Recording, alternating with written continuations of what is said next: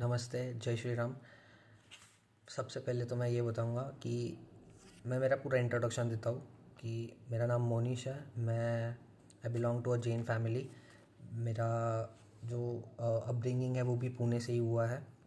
And मेरा आज का ये जो टॉपिक है वो सबसे मेन यही है कि वीज़ा जो अभी वीज़ा प्रोसेस चालू हो जाएंगे तो सब लोग यही कन्फ्यूजन में रहेंगे कि वीज़ा के लिए क्या मेन डॉक्यूमेंट्स। तो चेकलिस्ट के हिसाब से तो सब वैसे ही रहेगा, बट आप ऐसे कौन से डॉक्यूमेंट्स हैं जो आप बनाओगे एंड उससे आपको वीज़ा के लिए क्या इम्पैक्ट गिरेगा।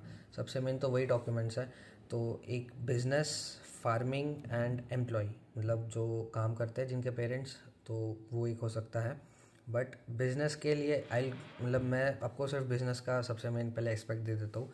बिज़नेस में आपके जीएसटी, गुड बुक्स, मतलब जो स्टेटमेंट्स है ये सब आप जब प्रेजेंट करोगे तो आप जो स्टेटमेंट देने वाले हो उसमें तो बस ट्रांजैक्शन दिखेगा, ठीक है। उसके अंदर वो क्लेरिफाई नहीं होगा कि ये पैसा कहाँ से आया है और क्या, मतलब इसका सोर्स क्या है। तो आपको एक जस्टिफिकेशन लेटर या क्लेरिफिकेशन लेटर बनाना होगा। क्लेरिफिकेशन लेटर होने के बाद आप समझो आपके फैमिली का बिजनेस है तो म्यूनसिपल या सरपंच या जो एक वर्किंग बॉडी है, गवर्नमेंट बॉडी है वहाँ की, आप उनके पास से एक बिज़नेस ऑथेंटिकेशन लेटर बना सकते हो। मतलब आप उसमें मतलब आपको एक पेपर पे प्रिंट करना होगा कि मेरा ये बिज़नेस है, इतने सालों से है, ये एरिया में है एंड ये जेन्युइन है। तो वो वहाँ पे आपको जब आप देते हो, करते हो, तो आपका एक ये होता है, मतलब उनको भी लगता है कि हाँ यार कुछ गवर्नमेंट लेटर है, जो काइंड ऑफ एक एलओआर ही बोल सकते हो आप, लेटर ऑफ रिकमेंडेशन ही होता है कि आप उसको ऑथेंटिकेट करवा रहे हो, ठीक है। फिर दूसरा है इनकम सर्टिफिकेट। जो इनकम सर्टिफिकेट है, मैंने तो मतलब पूना में से तहसीलदार के पास से ही, तहसीलदार के ऑफिस में ही ये होता है सब, नीचे मामलत और तहसील में ही होता है। तो वहाँ पे आपको बस हार्डली वो एक फॉर्म रहता है, वो फिलअप करना है कि आईटीआर के हिसाब से आपका कितना इनकम था, क्या था, तो वो मिल जाता है करके। हाँ श्योरली वो, अभी मैं महाराष्ट्र से हूँ तो वो मराठी लैंग्वेज में होगा, बट उनको वो रफली एक डॉक्यूमेंट से मतलब है। आप सिर्फ एक डॉक्यूमेंट उसमें अटैच कर रहे हो एडिशनल, क्यों कि हाँ जेन्युइन है, I am showing it in good books also, मैं गवर्नमेंट को भी यही इनकम दिखा रहा हूँ, मैं मतलब सब चीज़ें उसी हिसाब से आपका अलाइन होते रहता है। एंड आप क्लेरिफिकेशंस इतने बेटर इसमें दो, मतलब जो स्टेटमेंट्स है कैसे अभी आपको एक्सप्लेन करूँ। हाँ, हम ऐसे मेरा ही एक्सपेक्ट ले सकते हैं। एक सबसे मेन इसमें ये है, I have shown 11 lakh rupees, ठीक है। वो एक साल से मेंटेन ही हो रहा था, उसमें कुछ चेंजेस नहीं हो रहे थे। तो मैंने थोड़ा सा ये किया कि इनकम थोड़ा उसमें से डिपॉजिट जो थे वो विड्रॉ किए, विड्रॉ करके धीरे धीरे उसमें डालने वापस चालू किए मैंने। तो वो स्टेटमेंट एक थोड़ा फ्लोइंग स्टेटमेंट होगा, तो वो किया मैंने। एंड आप हर चीज़ का एक क्लेरिफिकेशन दे सकते हो उनको कि ये 1 लाख रुपीज़, 2 लाख रुपीज़ ये ऐसे आए हैं, मेरे फादर की सेविंग्स है, मदर की सेविंग्स है, या मेरी सेविंग्स है जो मैंने जॉब की है, मैंने मेरी सेविंग्स है थोड़ा बहुत। तो आप वो भी बता सकते हो। आप उनको सिर्फ उनको जस्टिफिकेशन चाहिए, क्लेरिफिकेशन चाहिए कि ये पैसा कहाँ से आया है और अब आपके स्टडी में ही लगने वाला है। वो उस चीज़ के लिए नहीं देखते कि आपने सपोज़ मैं जैन फैमिली से आता हूँ तो वो ऐसा उनको लगेगा कि यार ये तो 2 नंबर का पैसा है। 2 नंबर का पैसा कुछ नहीं है, वो बस वो उनको बताने के लिए है कि ये पैसा है, ये जेन्युइन पैसा है, बस वो ऐसा ही ये बोल सकते हो आप। तो डॉक्यूमेंट्स में तो बहुत कुछ हो सकता है। एंड फार्मिंग के आपके जो डॉक्यूमेंट्स होंगे, समझो आपके पेरेंट्स फार्मिंग में ये है तो फार्मिंग ओरिएंटेड है, तो आप डॉक्यूमेंट्स में तो जो आपके डॉक्यूमेंट्स है, समझो आपके बिल्स हो गए, ये सब आप ओरिजिनल दे दो। प्रिंटेड कॉपी आपके पास रखो, ओरिजिनल दे दो। उससे तो ऊपर आप क्या ही दे सकते हो। फार्मिंग का जो सर्टिफिकेट होता है वो दे दो कि इतने इतने सालों से फार्मिंग कर रहे हैं।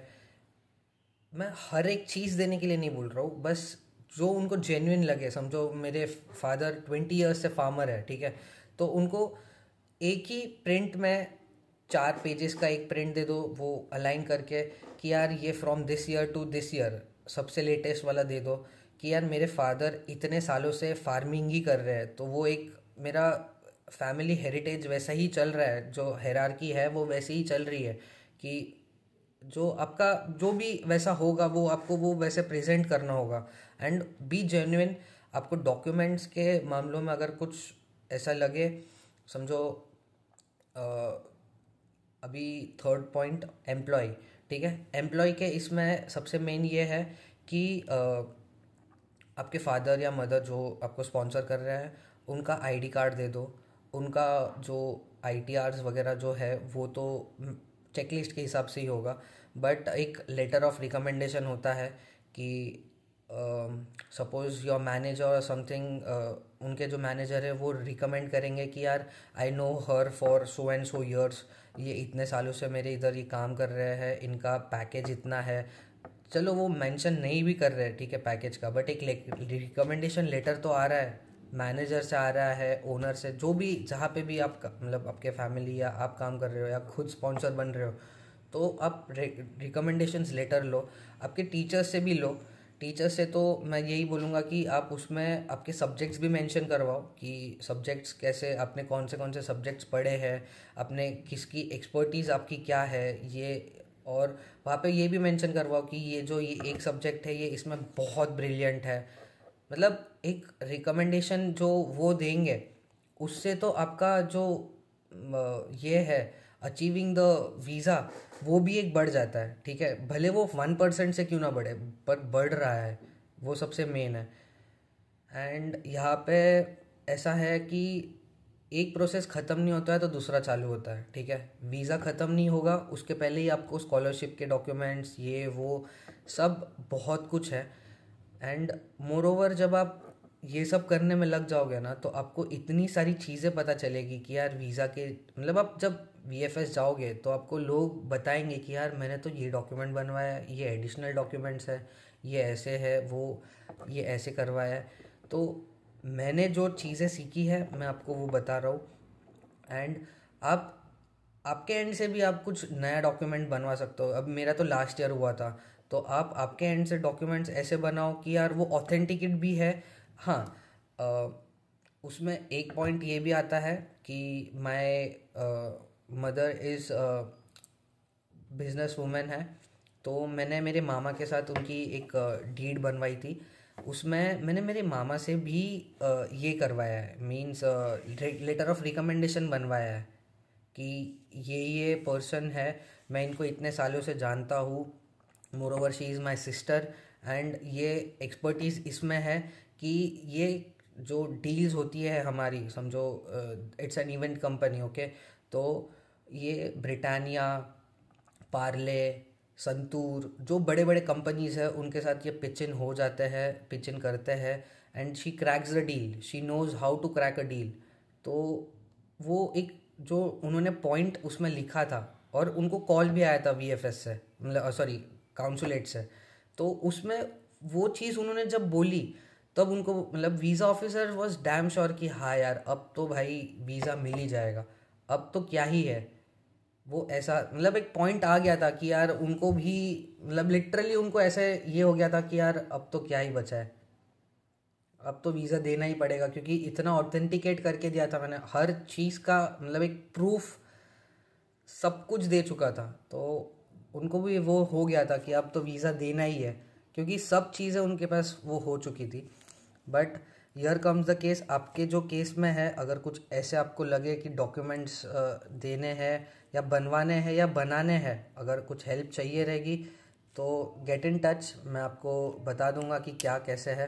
And I will also give my like WhatsApp number also, and मैं मेंशन कर दूंगा यहाँ पे सब कुछ, तो आप गेट इन टच। अगर कुछ मैं अगर बिज़ी भी रहूँ तो एक दिन बाद वापस से एक पिंग कर लो कि यार please help me out with this, I will surely help, जो भी मेरे से बन सकता है I will surely help you out. Thank you.